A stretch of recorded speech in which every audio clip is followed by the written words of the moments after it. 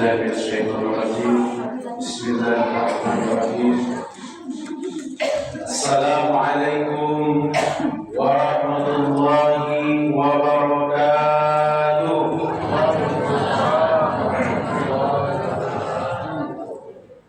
Alhamdulillah Rabbil Alamin wa bihi nasta'inu ala umuri dunya waddin. Assalatu wassalamu ala asrafil anbiya'i wal mursalin sayyidina wa maulana Muhammadin wa ala alihi wa sahbihi ajma'in. Asyhadu an la ilaha illallah wahdahu la syarika lah wa asyhadu anna Muhammadan abduhu wa rasuluhu la nabiyya ba'dah. Allahumma salli ala sayyidina Muhammad wa ala ali sayyidina Muhammad. Qala Allah Ta'ala fil Qur'anil Karim, a'udzu billahi minasy syaithanir rajim. Bismillahirrahmanirrahim. Inna anzalnahu fi lailatul qadr. Wa ma adraka ma lailatul qadr. Lailatul qadri khairun min alfi shahr. Tanazzalul malaikatu war-ruhu fiha bi'izni rabbihim min kulli amr. Salamun hiya hatta matla'il fajr. Shadaqallahul azim. Yang kami hormati tentunya pada malam hari ini Ketua Masjid Fisabilillah serta seluruh pengurusnya, mudah-mudahan selalu dalam keadaan sehat walafiat. Amin. Yang kami hormati pula para orang tua kami yang berada di depan kami, sesepuh kita di perumahan Grand Garden ini, sesepuh demi sesepuh yang tidak dapat kami sebutkan satu persatu namanya. Yang kami hormati para alim, para ulama, para kiai, bapak haji dan ibu hajah, dan semua jamaah sholat isya, sholat tarawih dan sholat witir yang dimuliakan Allah Subhanahu wa Ta'ala. Mudah-mudahan kita semua mendapatkan barokah serta ridho dari Allah Subhanahu wa Ta'ala. Amin. Amin ya rabbal alamin. Bapak Ibu jamaah salat tarawih yang dimuliakan Allah Subhanahu wa Ta'ala, bersyukur kepada Allah. Mari selalu kita ucapkan kalimat alhamdulillahirabbil alamin. Berselawat kepada Nabi dan selalu kita ucapkan dan kita sampaikan Allahumma salli ala sayyidina Muhammad wa ala ali sayyidina Muhammad. Mudah-mudahan kita semua mencintai Rasulullah dan dicintai oleh Rasulullah SAW. Amin ya rabbal alamin. Bapak Ibu jamaah salat tarawih dimuliakan Allah Subhanahu wa Ta'ala. Malam hari ini kita berada di Ramadan yang ke-22. Insya Allah lebih kurang 8 hari lagi kita berjumpa dengan hari raya Idul Fitri.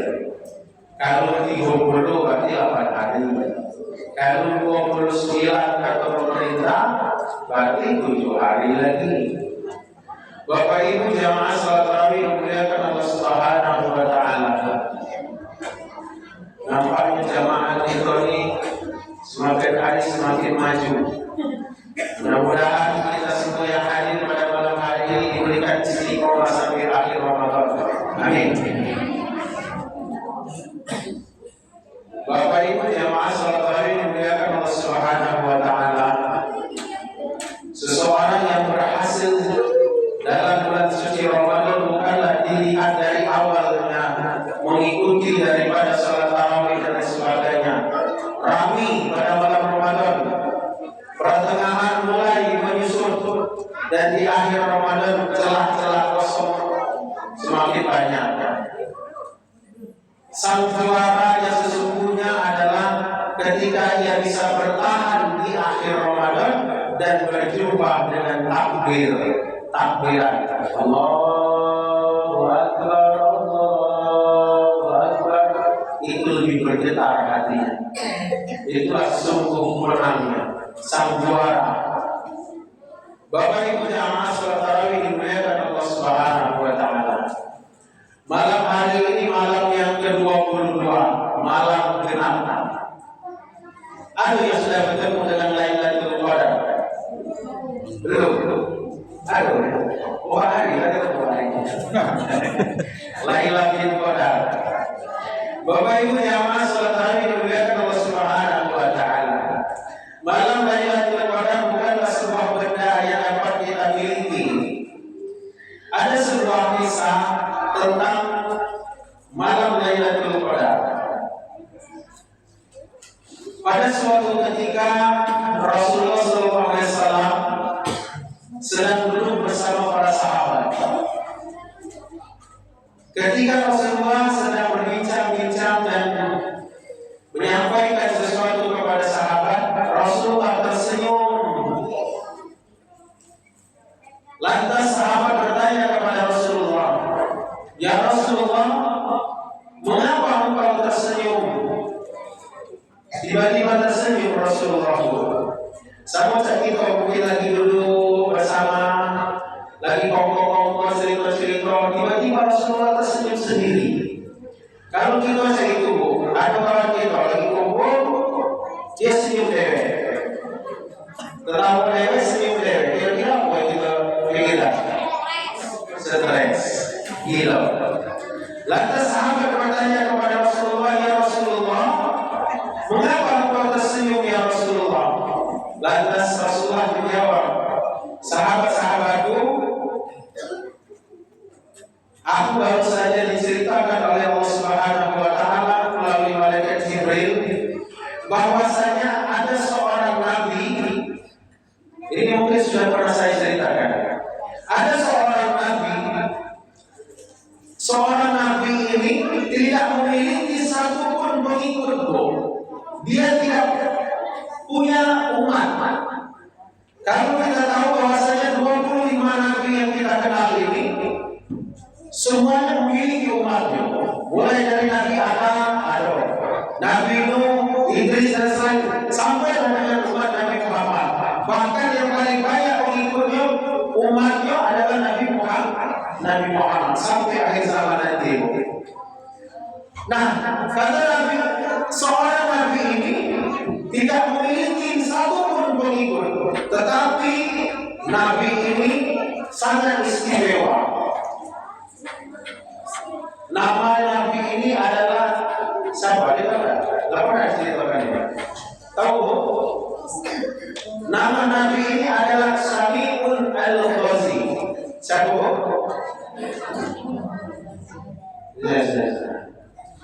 Sami'un Al-Ghazi. Ada nama Sami'un di sini. Nama Nabi adalah Sami'un Al-Ghazi. Mengapa Al-Ghazi? Karena beliau atau Nabi ini berasal dari Palestina, yaitu di Gaza. Dia berasal dari kalangan Bani Israel. Makanya dinamakan Sami'un Al-Ghazi. Lantas sahabat bertanya kepada Rasulullah, "Ya Rasulullah, apa istimewanya Nabi ini?" Nabi ini pun ternyata setiap musuh yang melawan dengan dia bisa dikalahkannya hanya seorang diri dengan senjata, bukan panah, bukan bom, bukan pistol, tetapi dia menggunakan rahang onta. Nah ini senjata dia adalah rahang onta. Kalau zaman sekarang banyak pakai rudal, Iran sama Israel lagi perang, ini pakai rudal jatuh mati lalu. Kalau zaman dulu para nabi menggunakan alat-alat tradisional.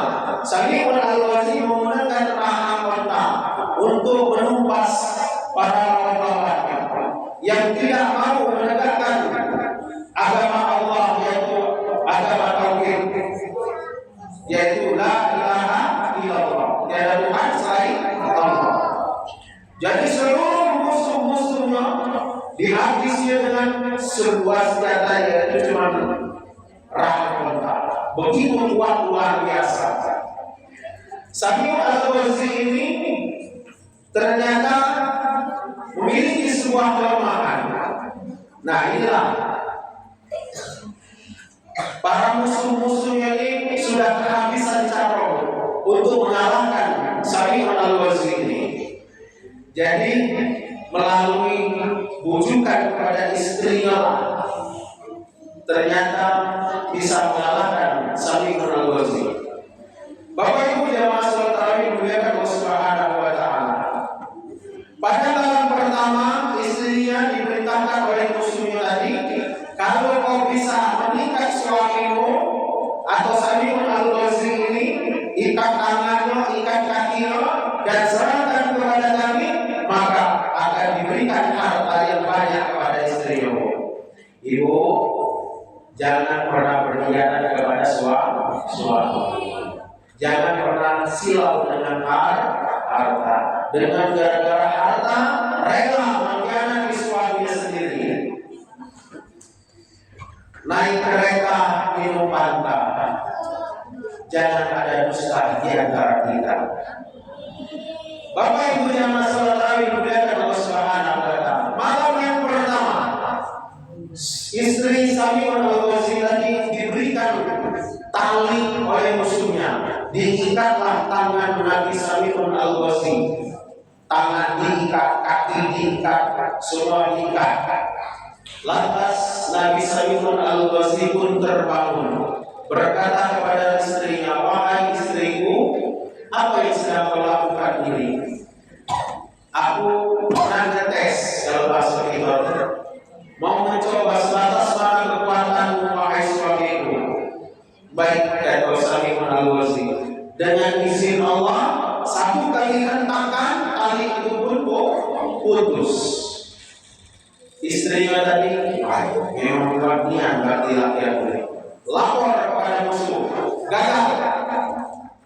Malam kedua dilanjutkan lagi rencana untuk mengikat suaminya tadi. Diberikanlah tali tampang yang kuat. Diikat lagi tangan Nabi Sami'un al-Ghazi. Tangan diikat, kaki diikat menggunakan tali tampang. Dan Sami'un al-Ghazi pun terbangun kembali. Bertanya pada istri, wahai istriku, sungguh teganya engkau mengikat suamimu. Kembali istri yang mengatakan bahwasanya aku ingin melihat sebatas mana kemampuanmu wahai suamiku. Dengan izin Allah, tali itu pun putus lagi Pak. Tali tampang yang kedua ini putus lagi. Malam yang ketiga, lapor lagi, gagal kemarin. Ada yang lebih kuat lagi talinya. Kata musuhnya, malam ini kita gunakan yaitu rantai kapal. Sebesar rantai kapal. Ikat lagi Sami'un al-Ghazi. Diikatlah Nabi Sami'un al-Ghazi menggunakan rantai. Dan terbangun lagi atas izin Allah, rantai itu pun putus. Habis cara, suami istrinya pun bingung. Cak mana caranya melumpuhkan suaminya ini agar dia bisa dapat harta. Jadi bujuk rayu setan ini memang dahsyatnya. Dia membisikkan istri Nabi Sami'un al-Ghazi agar membujuk Nabi Sami'un al-Ghazi tadi mengatakan apa menjadi kelemahan daripada Nabi Sami'un al-Ghazi ini. Dibujuk-bujuklah Nabi Sami'un al-Ghazi ini. Ya, kalau kita zaman sekarang bujuk rayu lagi ayat B, ayat B, atau apalah kira-kira kelemahan. Kok kuatnya kau ini? Bisa kuatnya ini apa menjadi kelemahan? Nabi Sami'un al-Ghazi pun bercerita, karena polos bu, namanya suami istri kita tidak boleh saling tutup menutupi. Kita harus ceritakan semua apa yang menjadi keluh kesah antara suami istri agar hubungan antara suami istri menjadi langgeng. Bapak Ibu yang masalah tadi dimuliakan Allah Subhanahu wa taala. Diceritakanlah oleh Sami'un al-Ghazi tadi bahwasanya kekuatannya terletak pada rambutnya. Rambut Sami'un al-Ghazi itu sangat sedikit agak panjang. Apabila kata Sami'un dipotong dan rambutku dirangkai untuk mengikat tangan dan kakiku, maka lemahlah tubuhku. Bu, pernah dengar cerita ini? Apa? Samson Betawi. Di mana letak kekuatannya? Di ketek. Ini mesti kita luruskan. Cerita ini mesti kita luruskan. Cerita ini mungkin diangkat dari kisah ini. Para ulama tafsir mengatakan letak kekuatan daripada Sami'un al-Basir adalah terletak pada rambut. Mungkin untuk dirangkai cerita menjadi Samson Betawi dibuat perkesan atau dibuat lucu, yaitu di bulu ketek. Apabila ketek ini cukur, maka hilang kekuatannya. Nah, ini terletak pada rambut. Ini cerita yang sebenarnya. Para ulama tafsir mengatakan ceritanya adalah kekuatannya terletak pada rambut. Bapak Ibu jemaah salat yang dimuliakan Allah Subhanahu wa taala. Malam selanjutnya dilaksanakan oleh istrinya. Sami'un al-Basir tertidur lelap, rambutnya pun digunting oleh istrinya tadi, dirangkai dan diikatlah tangan kaki Sami'un al-Basir itu. Dan alhasil memang benar, Sami'un al-Basir tidak berdaya sama sekali, tidak memiliki kekuatan sama sekali. Hanya dengan rambut dia pun tidak bisa untuk melepaskannya. Telepon zaman dulu ada telepon. Apa yang musuhnya?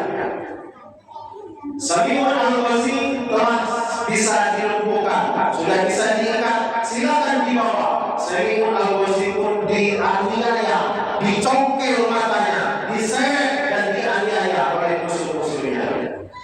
Ketika dianiaya, Sami'un al-Basir berdoa kepada Allah Subhanahu wa taala. Ia berdoa kepada Allah. Ada dua doa yang dia ucapkan. Ya Rabb, apabila kau kembalikan kekuatanku, maka akan kuhabisi seluruh musuh-musuhku. Allah kabulkan doanya. Seluruh musuh-musuh Nabi Sami'un al-Basir habis antara Sami'un al-Basir. Doa Sami'un al-Basir yang kedua adalah, Ya Rabb, apabila engkau kembalikan kekuatanku, maka aku akan bernazar, aku akan beribadah selama 1000 bulan. Inilah turun Al-Quran. Ya Bapak Ibu, Sami'un al-Basir itu bernazar kepada Allah akan melaksanakan ibadah selama 1000 bulan.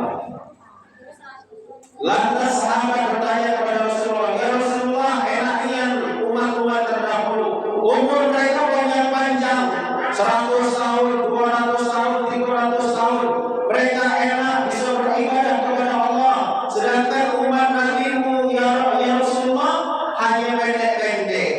Sebagaimana Nabi juga mengatakan bahwasanya umat Nabi itu umurnya 60 sampai 70 tahun. Tidak banyak lewat daripada itu. Benar? Memang kenyataan seperti itu. Lewat dari 50 tahun lah banyak mulai kerusakan-kerusakan dalam tubuh. 60 tahun larang kerohanian. 70 tahun lah banyak yang selesai lah. Hanya sedikit yang lewat daripada itu. 80, 90 itu lagi dikit sekarang. Memang rata-rata umat Nabi Muhammad antara 60 sampai 70 tahun. Hanya sedikit yang melampaui itu. Tetapi kata Rasulullah, memang kisah Nabi Sami'un al-Basir itu adalah beribadah selama 1000 bulan. Tetapi begitu Rasulullah diceritakan kisah tadi, ayat Al-Quran surah Al-Qadar turun ayat 1 sampai 5. Inna anzalnahu fi lailatul qadar.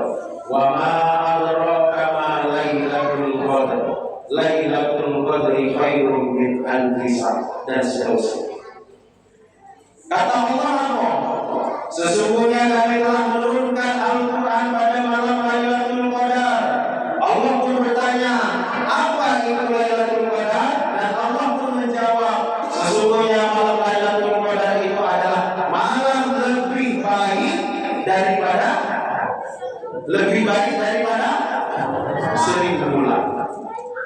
Lebih baik garis bawahi, lebih baik daripada 1000 bulan. Nah ini satu malam apabila kita jumpai malam Lailatul Qadar itu lebih baik daripada nazar Nabi Sami'un Al-Ghazi tadi. Mudah-mudahan kita dapat ketemu atau berjumpa dengan malam Lailatul Qadar.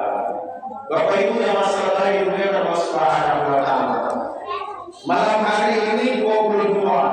Para ulama atau dalam hadis mengatakan ada yang mengatakan 17 Ramadan. Ada lagi yang mengatakan 18, 19, ada 24. Dan jumhur para ulama ada yang mengatakan bahwasanya malam Lailatul Qadar itu pada malam di 10 terakhir Ramadan dan pada malam-malam ganjil. Ibu, malam ganjil, malam besok 23, malam besok lagi 24. Jangan gara-gara kalau Ustaz kemarin itu malam ganjil, malam 24 kosong, malam 26 kosong masjid. Dan ada dalam hadis mengatakan 24 turunnya Lailatul Qadar. Ya Bu, malam genap. Tugas kita adalah terus beribadah kepada Allah. Mudah-mudahan di sisa-sisa akhir Ramadan ini bisa berjumpa dengan yang namanya malam Lailatul Qadar. Amin ya rabbal alamin. Apa Ustaz? Ketika seseorang mendapatkan malam Lailatul Qadar itu, ketika seseorang berjumpa dengan malam Lailatul Qadar, keluar dari Ramadan, dia senantiasa ada perubahan dalam dirinya, ada perbaikan dalam dirinya. Yang tadinya mungkin jarang ibadah, keluar dari Ramadan rajin ibadah. Yang tadinya hanya bersedekah, kalau kotak amal lewat cuma 2.000 rupiah, keluar dari Ramadan 2.500, jadilah nambah 500. Ada peningkatan, ya. Jangan 1.000, bahkan ya isi kotak ada peningkatan. Namanya berapa ya? 500 rupiah. Bapak Ibu yang masalah dari dunia Allah Subhanahu wa taala. Mudah-mudahan kita istiqomah sampai dengan akhir Ramadan dan di luar Ramadan nanti. Amin ya rabbal alamin. Mungkin hanya itu saja yang saya sampaikan pada malam hari ini. Seperti malam terakhir saya mengisi di sini. Oke, kalau sudah Pak Ali berjumpa, mudah-mudahan kita bisa berjumpa dengan hari raya yang ini. Amin. Amin. Amin ya rabbal alamin. Saya mohon maaf apabila ada salah kata kepada Allah. Saya mohon ampun karena saya adalah makhluk yang kasar, bukan makhluk halus. Mungkin pernah saya berucap kasar, mungkin tidak kasar. Mohon dimaafkan. Wallahumma bi'ila qawmi. Wassalamu